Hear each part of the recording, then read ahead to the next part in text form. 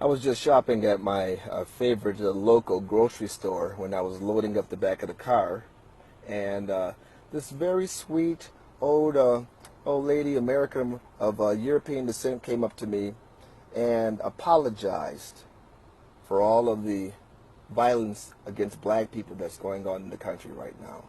She just doesn't know where this whole thing is going to end, but she wanted me to know that she just feels so bad about all that's happening, and that's happening to African Americans. No, she didn't know who she was talking to. And I was nice and I was kind, and we had a very civil conversation. But I wanted to let her know that, she told me she had just finished Coates' book, and she felt bad because of the way black folks were treated. And I gently told her that, a lot of times that what happens is bad. And I don't agree completely with Mr. Coates' book, but as an American of African descent, I can tell you that I was taught as a child that we should always respect authority, and that we should respect police, and that when one is pulled over, it is one's responsibility to do what one is told to do, especially when the police officer has a gun and the authority. And then she said, yes, but that one man, that they killed him, they didn't have to kill him in Baton Rouge, Louisiana. I said, ma'am, more information is coming out about the gentleman who was a felon and had a gun in Baton Rouge, Louisiana. And I told her that he was trying to rob somebody when the police called, and that he resisted arrest, and that even after being tased, it's reported that he still resisted arrest. And it turns out that after they did shoot him, different camera angles showed that he possibly did have a gun. Or he did have a gun. And so that shooting was probably justified. And then I talked about the situation in Minneapolis, where it wasn't just a tail light that he was pulled over for. Actually, there was an APB on a gentleman who had just robbed a store. And it may have been that gentleman in the car fit the subscription or the description. But at the end of the day, that may be a real problem. That may be a problematic shoot, but we need to find out. We need to wait and find out. Once more evidence comes out, more information. No, we're in the parking lot. It's hot. It's like 102 degrees. This was an opportunity to talk to somebody about the reality here. And I said, as an American of African descent, it is incumbent upon us. If we're in a situation, especially in these heightened times, and an officer tells you to do something, you should just do it. And if there's a problem, there's racism there, that could be settled in court, with your lawyer, because you're alive to hire. But if you resist arrest and you become belligerent, any damn thing can happen. After a few minutes, the whole conversation lasted about 10 minutes. I think she realized that I wasn't going with the program. And she told me, I really appreciate she actually said, well, you are obviously an articulate individual. I was waiting for clean. You're an articulate individual, and you were raised a certain way, and you're teaching your kids that too, and that's why you probably haven't experienced these things. And I'm like, bingo. And I didn't have time to tell her that that's the real problem in Black America today, that the complete, utter breakdown of the family, that there are not more fathers like me instructing their kids how they're supposed to act the way they did, the way my father did in the 1960s when I was growing up. We have a 70% illegitimacy rate, a 70% abortion rate. Men are not home teaching their kids. Men are impregnating multiple women.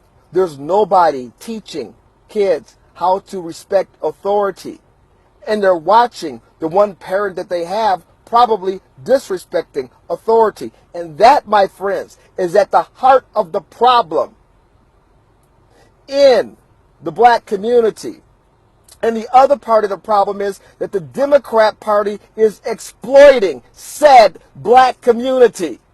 All of these Americans of African descent are marching and complaining and moaning, and they don't have a pot to piss in or a window to piss out of. I just quoted Pastor Manning there because he's dead on right. All these people marching and complaining.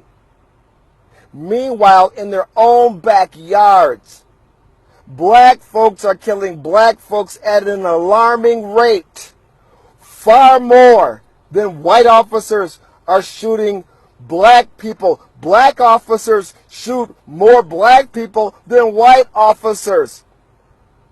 The Democrat Party, the progressive movement, George Soros, Black Lives Matters, they're all duped. They're being played for chumps. Malcolm X said it back in the 1960s. If you vote for a Democrat and you're black, you're a chump. Malcolm X said it in the 1960s. If you let the enemy educate your children, you are a chump. LBJ said, if we give these niggers welfare, we will control them for the next 200 years. And that's exactly what the hell we're watching on TV right now. Ninjas being controlled. This is not grassroots. This is AstroTurf. These are people without jobs being shipped from place to place to place to agitate. Their job is to agitate. They're being supported by agitators. This poor woman said things have to change. And they do have to change. They do. People have to stop allowing themselves to be manipulated.